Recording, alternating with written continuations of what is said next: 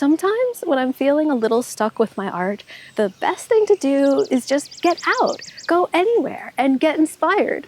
So today I brought my sketchbook with me and I'm exploring the Australian National Botanic Garden here in Canberra. And I can't wait to wander around and see new things and make some drawings. You don't even have to be a nature lover to find creative inspiration in a garden like this. It sometimes helps just being in a new place. You just have to be open to it, and that's what I want to do today. I'm here in Rainforest Gully, and honestly, it feels like I've stepped into another world. I love it. It's enchanting and magical. It's cool and quiet. There are so many different kinds of plants and ferns. There's just something about giant ferns that really gets me. It just feels so prehistoric. Like when you're here, you can imagine life before humans, with dinosaurs roaming the earth amongst giant ferns that were even bigger than these. Being here really takes me to another place in time. And I love the moss on these stone steps and walls. It almost feels like a Ghibli movie where something magical is about to happen with hidden worlds and nature spirits. It's so peaceful here and refreshing just to be here and soak up all these nature vibes. But then you turn the corner and run into this beast. You really wouldn't want to run into one of these giant birds in real life. This is a cassowary, and it is literally a living dinosaur. I mean, all birds are technically living dinosaurs, but cassowaries really look the part, with these helmet-like things called casques, and really powerful legs, and these super sharp talons, which can grow to 5 inches long. I've seen cassowaries in real life, and this statue actually makes it look not that scary. But they are pretty imposing when you see them strutting around because they're really big and strong, and you can just feel the power emanating from them. And if they wanted to, they could totally kill you. So yeah, be aware of cassowaries. They are endangered, by the way. It's sad. There are only around 4,000 or so left in the wild. So if you get a chance to see a cassowary, it is a really cool experience. Now I'm leaving the rainforest and heading over to another area. In this botanic garden, they've created different areas to represent the different landscapes here in Australia, which are as diverse as rainforests, deserts, woodlands, wetlands, alpine regions, and even more. So this garden is the total opposite of the rainforest that we were just at. This area represents Australia's Red Centre, where I haven't been yet, but I would love to go someday. That's where Uluru is, for example. So the Red Centre is like what you think of as the quintessential outback. It's arid and dry, it's like a desert, and has all this intensely red sand. The Red Centre is really remote, and not that many people live there because it's so inhospitable to humans. But life does thrive here, like this guy, the Thorny Devil. It's a fascinating creature that thrives in the Red Centre due to these spikes which cover its body. The spikes actually channel dew and rainwater to the lizard's mouth through tiny grooves in its skin. I don't quite understand how it works. I'm not an expert in thorny devils. I just read the sign. And this big weird thing that's just behind the Thorny Devil's head is actually a decoy head. So when a predator comes along, the Thorny Devil can bury its real head in the sand or tuck its head between its front legs, and then this thing looks like its head. Now, this statue makes the Thorny Devil look like a baby dragon, but in real life, they're not this big. They're actually around 8 inches long, so maybe just as long as this pencil, but this sculpture is still super cute, so I couldn't resist drawing it. And that's why I'm here, to draw all the things that I find fascinating. And these are definitely fascinating. These wildflowers are called Sturt's desert peas, and you can find them in the Red Centre. I really like the way they look with their shape and these colors, so I had to draw them too. They have kind of a whimsical shape with their petals pointing up and hanging down and this dark bulbous part in the center. So while I was drawing it, I totally thought that these flowers looked like cute little characters. These smaller petals look like arms, and these top pointy parts look like hats. So right next to it, I drew what I saw in my mind. In my version, I gave them little stars that they're holding up and releasing into the sky. And that is one thing that I really love about the creative process, is that you start out with one thing and you end up with another thing. Do you know what I mean? I love when that happens. It's like an unexpected journey and you just never know what might come to you next.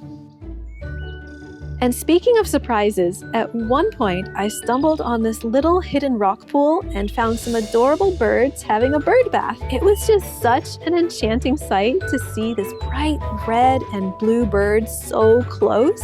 I love seeing vibrant colors in nature. And these birds, they're called crimson rosellas, they are so chill. This one kinda had an eye on me, but it hung around for a while. I didn't have time to draw it in the moment, of course, so I drew it later in my sketchbook and tried to capture its essence. And later, I saw another chill crimson rosella munching on a fern. Speaking of red things, another flower that caught my eye are these grevilleas. I am in love with that explosion of color and spirals at the top. It's so red and feels kind of whimsical. It was a real challenge drawing these because they're so detailed, so I did have to sit down and draw this later.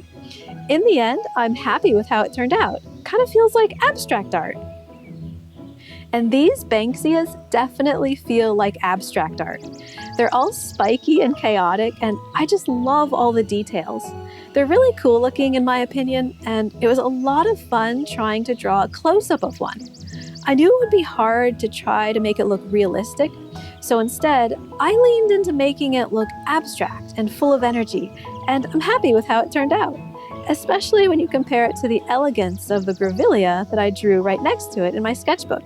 It's quite a contrast, with one flower being flowy and the other one being spiky. The next flowers I drew were these vibrant daisies that really caught my eye. I know daisies are kind of common, we've all seen them just about everywhere, but these daisies are uniquely Australian. And I just love this shade of yellow. It's so vibrant and warm, and I love the raised centers of these daisies. So cute! I learned that there are tens of thousands of different daisy species around the world.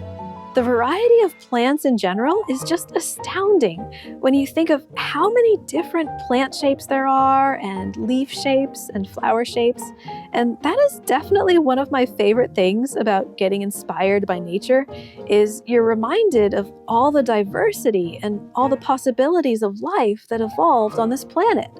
I can totally see why nature has been such a rich source of inspiration for artists for millennia, from the earliest cave paintings to the Impressionists to little me of today, wandering these gardens and marveling at all that nature has to offer. Honestly, when I was younger, I probably would have thought that a visit to a garden would be totally boring. But with each passing year, I have more and more appreciation for the little things in life, things that I would have otherwise overlooked. And those little things can get filed away somewhere in your subconscious, and one day they might reappear out of nowhere and inspire you in unexpected ways.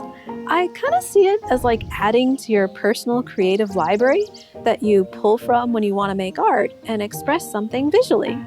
The shape of these yellow bells are really, oh my god, they're right there. Oh my goodness, can't believe it. We're just staring at each other. This is so cool. They're only like 30 feet away. Oh my gosh, wow. Look at them go. It's every visitor to Australia's dream to see wild kangaroos just out and about, so that was pretty amazing. I didn't have time to draw the kangaroos in real life, of course, so I worked from a screenshot from the video, and here's the rough sketch so far. And here's how it looks finished.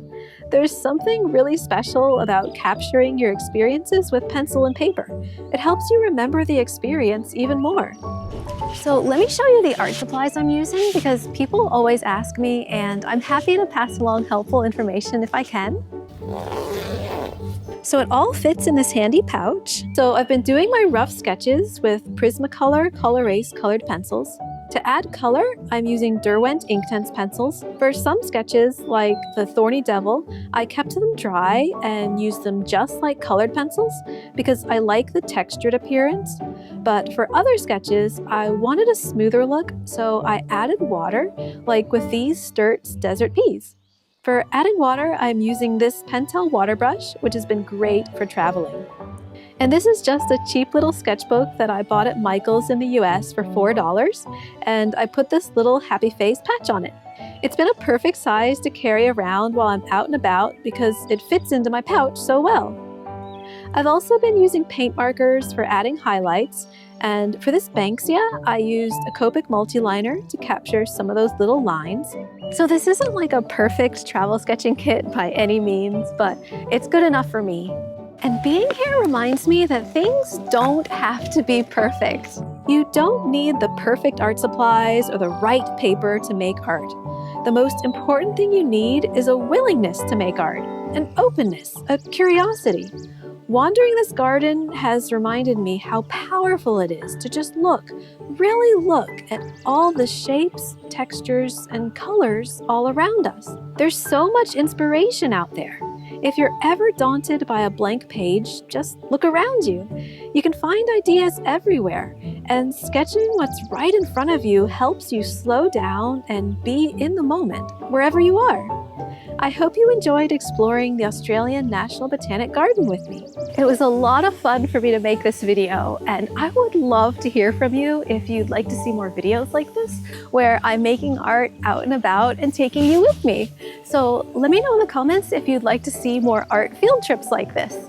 And if you liked this video, I'll link to one of my shorts below where I sat under a tree and sketched some cute faces onto Australia's autumn leaves. See you next time!